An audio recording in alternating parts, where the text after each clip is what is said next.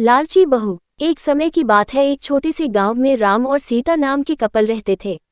उनका एक अर्जुन नाम का बेटा था, जिसकी शादी रिया नाम की लड़की से हुई थी।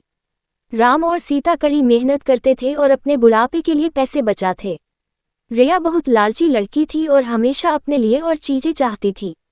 जैसे जैसे साल बीतता गया, रिया का लालच और बढ़ता गया। वह अपने पास रखी चीजों से कभी संतुष्ट नहीं रहती थी। वह हमेशा अपने सास ससुर से महंगे तोहफे मांगा करती थी और उनके बचाए हुए पैसों में से भी कुछ हिस्सा अपने लिए मांगती थी। राम और सीता बहुत ही अच्छे पेरेंट्स थे, इसलिए उसकी सारी जरूरतों को पूरा करते थे ताकि परिवार में शांति बनी रहे। वह अपने पति अर्जुन के ऊपर भी दबाव डालती थी कि वह अपने माँ बाप से पैसे और संपत्ति मांगे। वह बहुत ज्यादा संपत्ति इकट्ठा करना चाहती थी, बिना किसी मेहनत के। एक दिन राम और सीता ने यह फैसला लिया कि वह रिया को सबक सिखाएंगे। वह उसे बुलाते हैं और बोलते हैं कि बेटा, हमें तुमसे कुछ जरूरी बातें करनी है।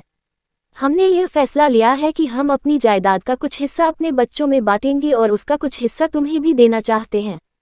रिया खुशी से झूम उठती है क्योंकि वह हमेशा से यही चाहती थी। लेकिन राम और सीता के मन में कुछ और ही चल रहा था।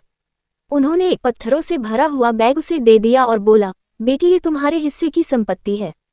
रिया उस बैग को देखकर गुस्सा हो गई।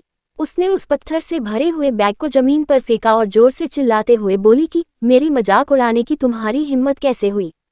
मुझे पैसे चाहिए, ये पत्थर नहीं। राम और सीता ने शांत तरीके से उसे समझाया और बोले, रिया, सच्ची संपत्ति सिर्फ पैसे और चीजों के बारे में नहीं है। ये प्यार, दया और जो कुछ भी तुम्हारे पास है, उसके लिए आभारी होने के बारे में है। हमने हमेशा तुमसे प्यार किया है और तुम्हारी देखभाल की है, और यह पैसों से भी अधिक कीमती है। रिया को एहसास हुआ कि वह लालच में कितनी अंधी हो गई थी। उसको अपने किए गए बर्ताव के लिए पछतावा होने लगता है।